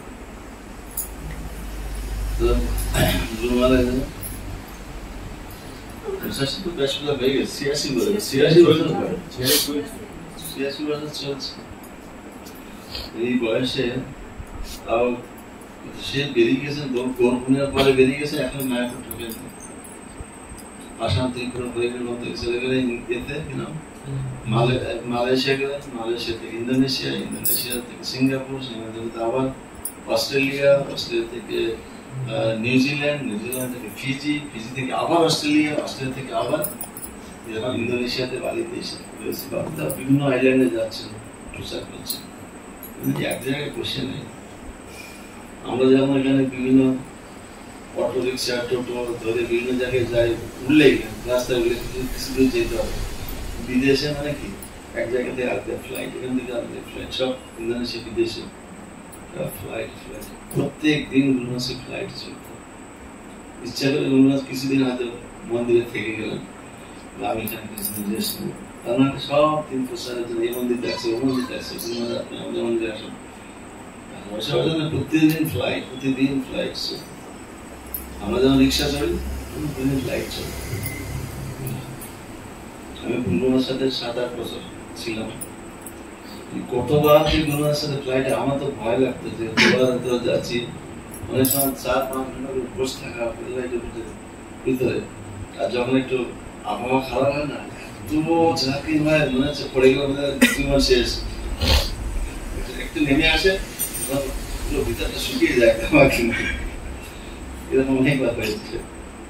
একসময় কি হয়েছে, ইন্দোনেশিয়াতে মানে বালি থেকে চলে যাচ্ছি সুলাওয়েসি, আর একটা আইল্যান্ডে, সেখানে প্রচন্ড ঠান্ডা।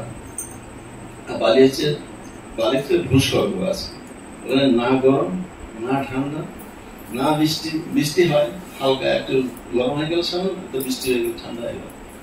আর সবসময় গ্রিন বালি, সব সারা ভারতবাসীরা যায়, সারা পৃথিবীর লোক আসে বালি। ইন্দোনেশিয়ার একটা আইল্যান্ড, ওখানে 2.5 ঘন্টার মধ্যে একটা ফ্লাইটের জার্নি আছে, 3 ঘন্টা 3.5 ঘন্টা আকাশ দিয়ে ঘুরছে। এত আবহাওয়া খারাপ, নামতে পারছেন, বারবার অ্যানাউন্স করছে আপনারা ভয় পাবেন না, আপনারা কিছু মনে করবেন না, আমাদের আবহাওয়া দুর্যোগের জন্য আমাদের ফ্লাইটটা নামতে পারছে, বারবার অ্যানাউন্স করছে, ঘুরছে। আর আমরা দেখছি একই জায়গা থেকে ঘুরছে, ঘুরে আসলে উপর থেকে দেখা যায় সেই পাহাড় পর্বত সব দেখা যাচ্ছে, দেখে গেলাম আবার ঘুরে আসে। তারপরে যখন আবহাওয়া ঠান্ডা হয়ে গেছে, প্রচুর বৃষ্টি সাথে ধরে গেছে, আপনি ঘন মেঘের জন্য নামতে পারছেন না, এই জন্য পরে আবহাওয়া ঠিক হলে সেই এয়ারপোর্টে নামে। এরকম অনেক সময় ভয়ের কারণ হয়ে যায়। এইসব রিস্ক নিয়ে গুরু মহারাজরা প্রচার করছেন, কার জন্য? নিজের জন্য, জগতের কল্যাণের জন্য, জগৎ জীবের উদ্ধারের জন্য। আজ গুরু মহারাজের শিষ্য হয়ে আমরা যদি প্রচার না করে গুরু মহারাজ সন্তুষ্ট হবে। বারবার বলছেন তোমার ডিস্ট্রিবিউশন করো। পরশুদিন বলছেন, পরশুদিন ক্লাসে বললেন, ক্লাসে না আমাকে মেসেজ পাঠিয়েছেন, যারা ভক্ত আমার সাথে আছে ওদেরকে নিয়ে মায়াপুরে যেতে। মায়াপুরে এখন জুলুর পূর্ণিমা, জন্মাষ্টমী আসে, হাজার হাজার লাখ লাখ লোক আসবে, যেন মায়াপুর পর্যন্ত ডিস্ট্রিবিউশন করে সবাই। কেন করবে? প্রভাতের গ্রন্থগুলি পেলে তারা একদিন না একদিন তারা ভক্ত হয়ে যাবে। অধিকাংশ ভক্ত প্রভাতের গ্রন্থের সংস্পর্শে এসে থেকে তাদের জীবন পরিবর্তন হয়ে গেছে। আমি এখন 1 ঘন্টা লেকচার দিলাম, আপনাদের কতজন ঘরে যাবেন ভুলে যাবেন, মনে থাকবেন। কিন্তু প্রভাতের গ্রন্থ যদি থাকে, প্রভাতের একটা লাইন যদি কেউ পড়ে, প্রভাতের গ্রন্থ এত দিব্য, তার জীবন পরিবর্তন। প্রভাতের লাইন, এই জন্য আমাদের সবাইকে ভক্ত করার জন্য প্রভাতের গ্রন্থগুলি বিতরণ করতে। এটা হচ্ছে মৃদঙ্গের আওয়াজ কতদূর চাই, কিন্তু গ্রন্থ বলছে, গ্রন্থ বিতরণটা হচ্ছে বৃহৎ মৃদঙ্গ, সারা পৃথিবীতে বাজছে, শুনতে পারে। গ্রন্থ বিতরণের মাধ্যমে গুরু মহারাজের সেবা করতে পারি আমরা, এবং মহাপ্রভু সন্তুষ্ট হবেন, আর প্রভুপাদ সন্তুষ্ট হবেন, গুরু মহারাজ সন্তুষ্ট হবেন। যদি কেউ গুরুকে সন্তুষ্ট করতে পারে, তার প্রবর্ধনের যে রাস্তা খোলা হয়ে গেল। তারপরে সবাই সাহায্য করুন গুরু মহারাজের প্রসাদে। গ্রন্থ আছে, গ্রন্থ আছে, মাঝে মাঝে দিয়ে প্রথমে চৈতন্য চৈতন্যতে কৃষ্ণদাস কবিরাজ গোস্বামী বলছেন, পক্ষী আকাশের অন্ত খুঁজে নাহি পায়, যার যতদূর শক্তি ততদূর উড়ে যায়। পাখি আকাশে উড়ে, মুক্ত আকাশে, ও আকাশের শেষ কোথায় আছে খুঁজে পাবে? অনন্ত আকাশের, আকাশের মধ্যে পৃথিবীটা একটা ছোট ধূলিকণার মতো ভাসছে, অনন্ত আকাশ, তার মধ্যে ধূলিকণার মতো ভাসছে। তা বাকি বিল্ডিং গ্রন্থের এই পৃথিবীর আকাশের বাইরে কোথায় যাবে? যেতে পারছে, আকাশের অন্ত খুঁজে পায় না। যার যতদূর শক্তি ততদূর উড়ে যায়। যে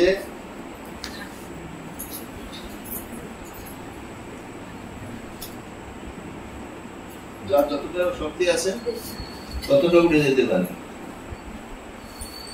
আমরা বিদেশে প্রচার করতে না পারলেও দেশের মধ্যে প্রচার করতে পারি। দেশের সমস্ত স্টেটে না যেতে পারলে,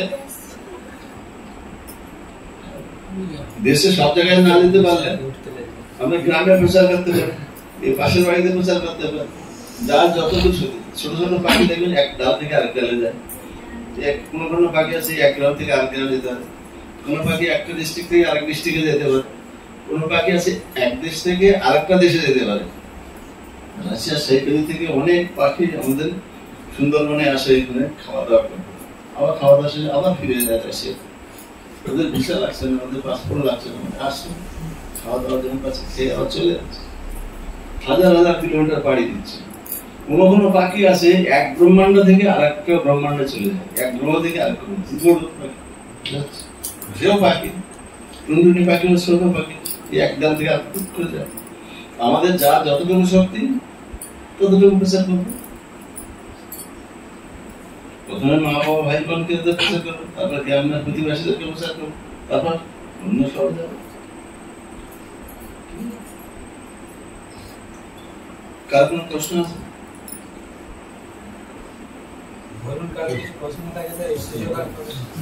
এমনকি শুদ্ধ ভক্তরা ভগবানের কাছে যেতেও চায় না। কেন? এখন প্রচার করতে পারবে না। প্রহ্লাদ মহারাজ, আমাদের দাদা মহাজনের একজন, উনি নৃসিংহদেবের কাছে প্রার্থনা করছেন, নৈবদ্যে যে পরদুরাত্তরায় বৈতরায় নাশ তদ্বীর্য গায়ন মহামৃত মগ্ন চিত্ত সোচে তত বিমুখ চেতসা ইন্দ্রিয়াত মায়া সুখায় পরম ভবতি। নৈবদ্যে যে পরদুরাত্তরায় বৈতরণ নাশ, আমি ভগবত ধামে যাওয়ার জন্য অত উন্মুখ নই, বৈতরণী পার হওয়ার জন্য আমি অত উৎসুক নই। কেন? সবাই বৈতরণী পার হয়ে ভগবানের কাছে ফিরে যাবে, গোলক বিধানে ফিরে যাবে, বৈকুণ্ঠে যাবে। কেন? নিষেধকে বলছেন তদ্বীর্য গায়ন মহামৃত মগ্ন চিত্ত, আপনার দিব্য মহিমা গুণকীর্তনে আমার চিত্ত সবসময় মগ্ন রয়েছে, আমি আপনার কাছে বৈকুণ্ঠে ফিরে যাওয়ার জন্য অত উৎসাহী। কিন্তু আমি শোক করি, সোচে তত বিমুখ চেতসা ইন্দ্রিয়ার্থ, যারা জড় জগতের ইন্দ্রিয় সুখ ভোগ করার জন্য আপনার প্রতি বিমুখ হয়ে আসে, তাদেরকে উদ্ধার করার জন্য এই জগৎ থেকে আমি প্রসার করি। এই জগতে অনেক দেখবেন সাধুরা আছে, হিমালয়ে যে তপস্যা করছে, নিজের মুক্তি চায়। প্রায় না দেব মনায় স্ববিমুক্তি কামনা মৌনম চরন্তি বিজনে ন পরাত্ম নিষ্ঠা নৈতান বিহায় কৃপণান বিমুমুক্ষু এক নন্নম তদস্য শরণম ভ্রমত অনুপস্য। হে নৃসিংহদেব, প্রায় না দেব মনায় স্ববিমুক্তি কামনা, সবাই নিজের মুক্তি, এই জগতে যত লোক আছে সবাই আপন আপন মুক্তি কামনা করে। হে ভগবান, এই জগতের বন্ধন থেকে আমাকে মুক্ত করে দিন, প্রার্থনা করে ভগবানের কাছে। সবই মুক্তি কাম মৌনম চরণ, এর জন্য মৌন ব্রত অবলম্বন করবে, কারোর সাথে কথা বলবে না, ধ্যান করবে, বিজনে খুব নির্জন স্থানে থাকবে, হিমালয়ে বনে জঙ্গলে হিমালয়ে দিয়ে ন পরার্থ নিষ্ঠা, জগতের কল্যাণের জন্য, কারো কল্যাণের জন্য, জীবের কল্যাণের জন্য কোনো কাজ করবে না, নিজের মুক্তি কামনা করে। ন পরার্থ নিষ্ঠা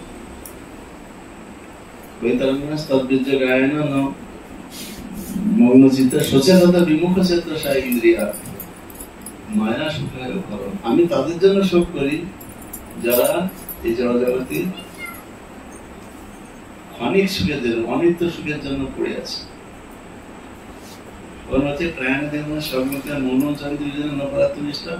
নৈতান কৃপণান বিমুখ এক নান্নাম তদস্য শরণম ভ্রমত অনুপস্য। আমি এই জগতে ভ্রমণ করতে চাই, এই জগতে প্রচার করতে চাই। বারবার নিষেধের প্রার্থনা করতে, নিষেধ বলছে আমি আপনার কাছে ফিরে যেতে চাই না, ওকে ধাম দিয়ে বসে থেকে আমি কি করবো? আমি এই জগতে যারা কৃষ্ণ বিমুখ হয়ে আছে, আপনার বিমুখ হয়ে আছে, তাদের জন্য আমি প্রচার করতেছি। এটা শুদ্ধ ভক্তি। স্বর্গে গেলে কি হয়? স্বর্গে গেলে যা, আর মরতে থাকলে যা, মুক্তি লাভ করলে যা, এই জগৎ থেকে পাই। শুদ্ধ ভক্তের কাছে সবই শুদ্ধ।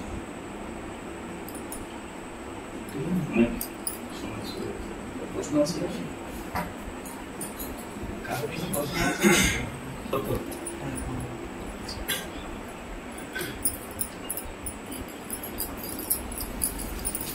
সাধারণত ভাগবতে আমরা বলছি 5 প্রকার মুক্তির কথা বলছেন।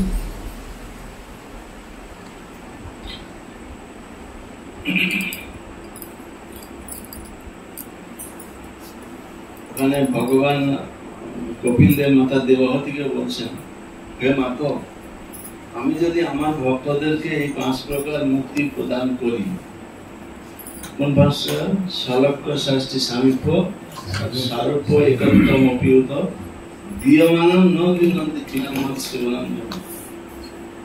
আমি যদি আমার ভক্তদের কাছে এই 5 প্রকার মুক্তি দিই, ভক্তদেরকে দিয়ে দিই, কিন্তু ভক্তরা আমার সেবা ছাড়া এই মুক্তির কোনটাই কামনা করে। আপনাকে চান না ভগবানের ধামে থাকতে, ভগবানের কাছাকাছি থাকতে, ভগবানের সঙ্গে বাস করতে, ভগবানের মতো ঐশ্বর্য লাভ করতে? শালক্য মানে ভগবানের লোকে যাও, ভগবানের লোকে মানে বৈকুণ্ঠে যাও। শাস্তি মানে ভগবানের মতো ঐশ্বর্য প্রাপ্ত হওয়া, ভগবানের কাছাকাছি থাকা, সামীপ্য।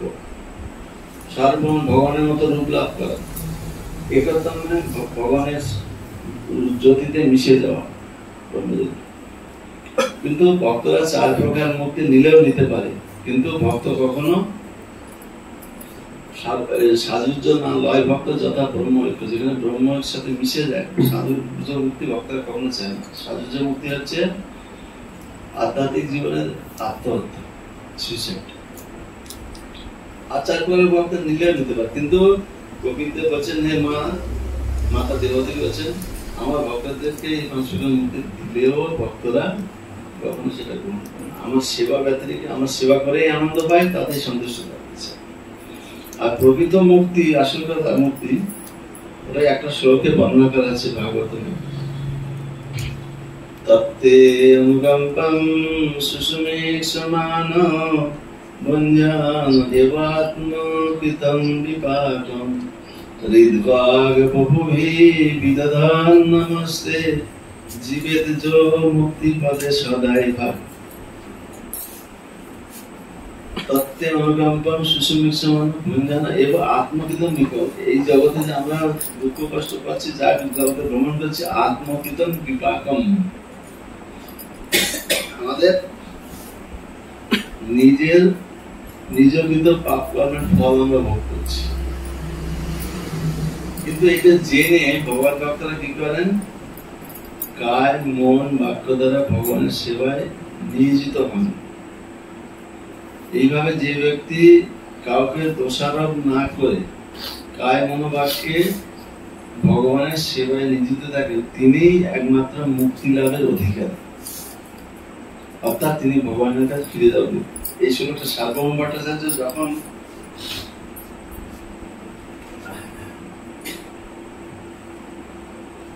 বলে যায় না,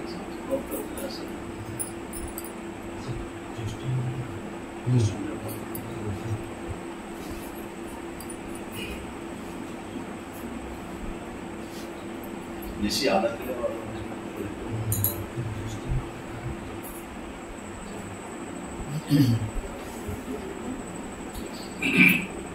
সার্বভৌম ভট্টাচার্য হচ্ছেন জগন্নাথ পুরীতে রাজগুরু ছিলেন। সার্বভৌম ভট্টাচার্য তিনি ছিলেন নির্বিশেষবাদী, মুক্তিকামী। চৈতন্য মহাপ্রভু সাক্ষাতের পরে যখন চৈতন্য মহাপ্রভু দর্শন লাভ করলেন, সঙ্গ লাভ করলেন, হরিকথা শ্রবণ করলেন, তারপর তিনি এই মুক্তিকামী ছেড়ে তিনি ভক্তিকামী হয়ে গেলেন, ভগবত ভক্তি সম্পাদন করা শুরু করলেন। একদিন এই শ্লোকটা তিনি বলছিলেন মহাপ্রভুর সামনে, মুক্তি পদে সদায় ভাগ। আর উনি কি করেছেন? সার্বভৌম ভট্টাচার্য ওখানে শ্লোকটা বলছেন, মহাপ্রভু যখন বলছেন ভক্তি পদে সদায় ভাগ, যে কায় মনোবাক্যে ভগবানের সেবা করে তিনি প্রকৃত ভক্তি লাভের অধিকারী। কারণ মহাপ্রভু বলছেন সার্বভৌম, তুমি কেন এই শ্লোকটা পরিবর্তন করছো? এটা ভাগবতমের এখানে মুক্তির কথা হচ্ছে, ভগবত ধাম কি আসল মুক্তি হচ্ছে ভগবত ধাম, ভগবানের কাছে ভগবানের সেবা প্রাপ্ত হওয়া আসল মুক্তি। এই জগতে আমরা এটা পাইনি না। এখানে এই বলছেন না প্রভু, আপনার প্রতি আপনার সঙ্গ লাভের ফলে এই মুক্তিকামী ছিলাম আমি, আর এই মুক্তি কথাটাই আমি এখন সহ্য করতে পারছি না। সার্বভৌম ভট্টাচার্য মুক্তির জায়গায় কোন ভক্তি বসিয়ে দিয়েছে। মা বলছে না, এখানে এই যে প্রকৃত মুক্তি মানে আমাদের স্বরূপে স্থিত। স্বরূপে স্থিত মানে আমরা কৃষ্ণের নিত্য দাস, আর কৃষ্ণ দাস ভগবানের সেবায় তন্ময়, সেটা হচ্ছে আসল মুক্তি। আমরা যখন ভগবানের সেবায় নিজেকে সম্পূর্ণরূপে উৎসর্গ করবে, সেইটা হচ্ছে আসল।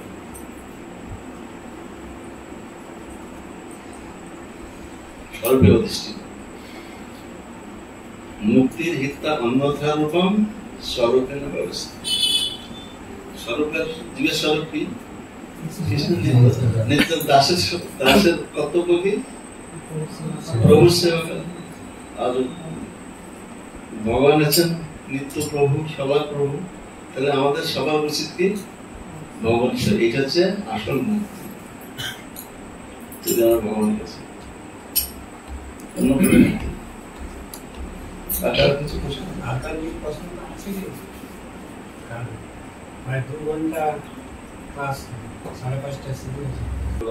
শুরু বা শেষ খুঁজে পাওয়া যায় না, কে আমরা শুরু করবো।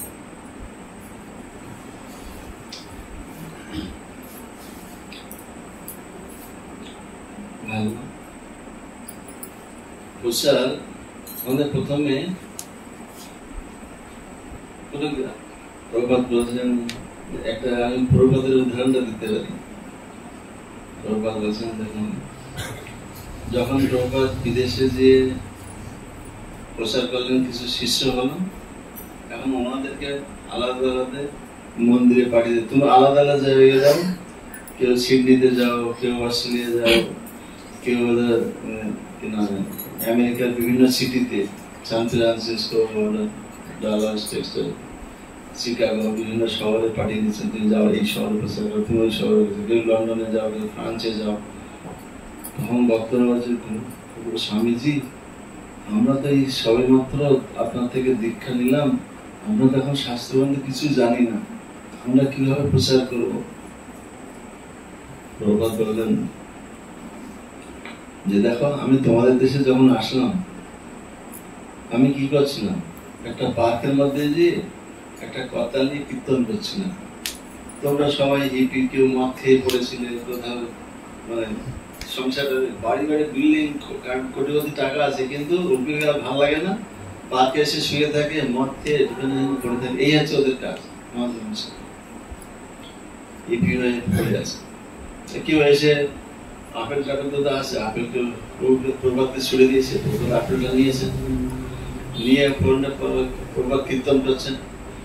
তারপর কীর্তন শেষে প্রভাত কিছু বললেন যে মনুষ্য জীবনের উদ্দেশ্য, আমরা কেন এসেছি এই জগতে, আমাদের মনুষ্য জীবনের উদ্দেশ্য কি, আমরা কি ভগবানের কাছে এই জগৎ দুঃখ কষ্ট কেন পাচ্ছি, ভগবানের কাছে ফিরে যাবো। প্রভাত একটু কীর্তন ভাগবতের কথা বললেন, ওদের ভালো লাগছে।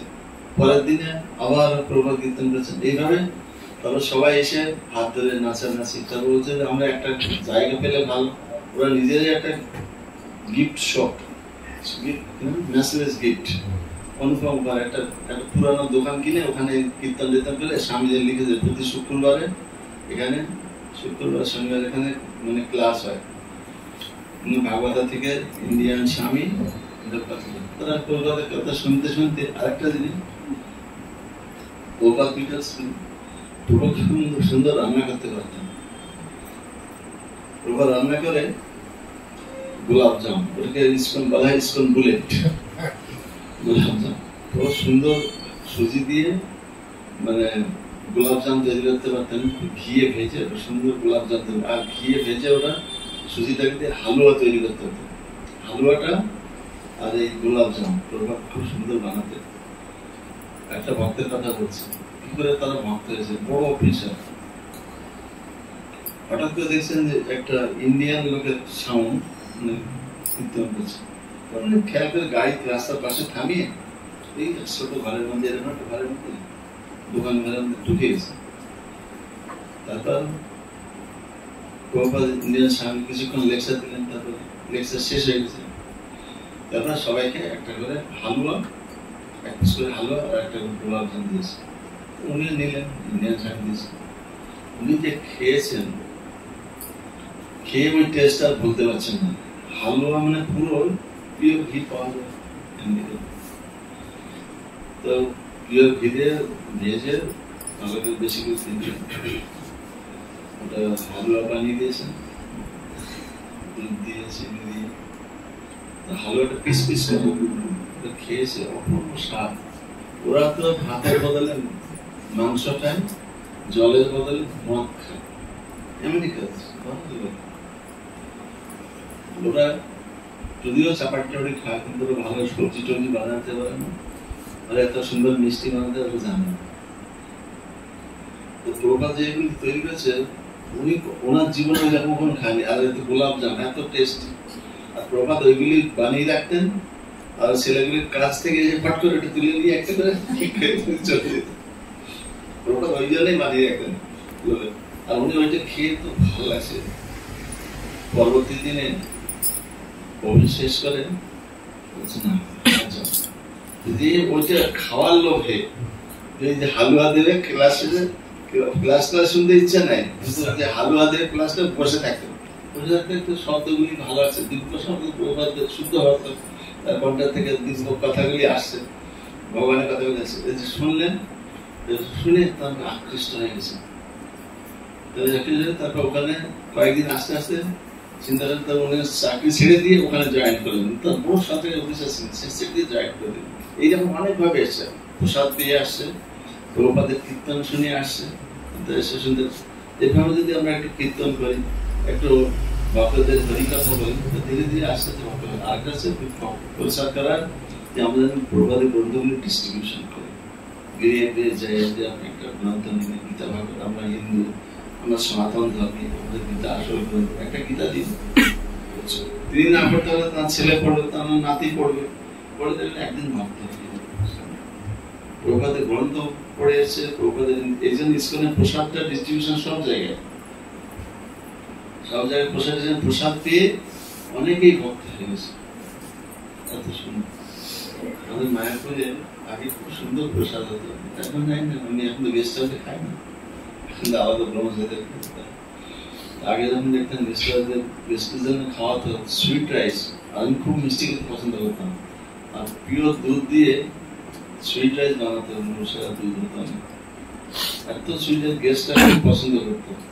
হালুয়া, মিষ্টি, সুইট রাইস, আর সবজিগুলি খুব ঘি দিতে। অস্ট্রেলিয়া থেকে তখন ঘি আসতো, প্রচুর ঘি আসতো, টেনে টেনে অস্ট্রেলিয়া থেকে যদি রান্না হতো। আর তখনকার সময় যারা লাইন মেম্বার ছিল, যারা তখনকার গেস্ট যেত মায়াপুরে, সবাই খেয়ে অত্যন্ত প্রশংসা করত।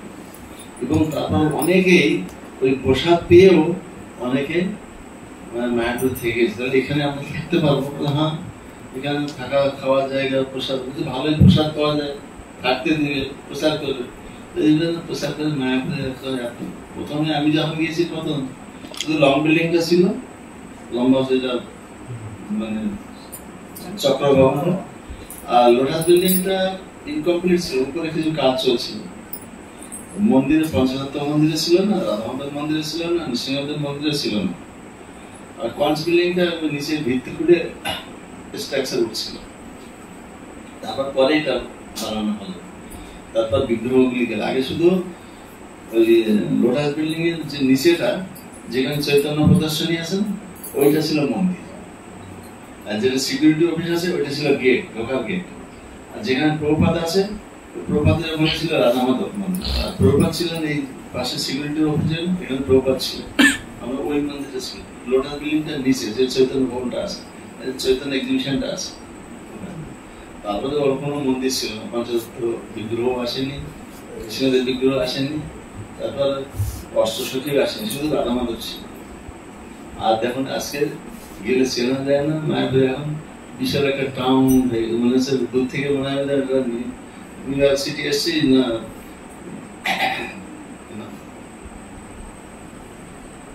বড় বড় বিল্ডিং দেখা যায় সিঙ্গাপুরে, ফ্লাইট থেকে যেখান থেকে দেখা যায় সিঙ্গাপুরে সব বড় বড় বিল্ডিং। তো সে কোথায় কোনো বিরাট বড় টাউনে এসছি বলে মনে হয়।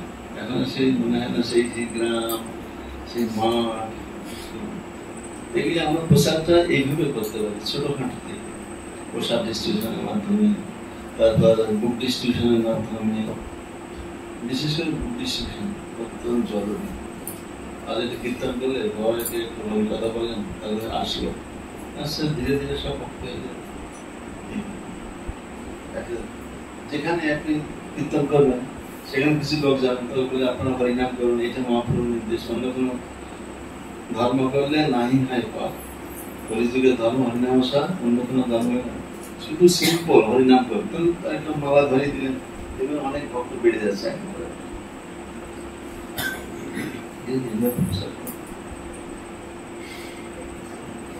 হরে কৃষ্ণ।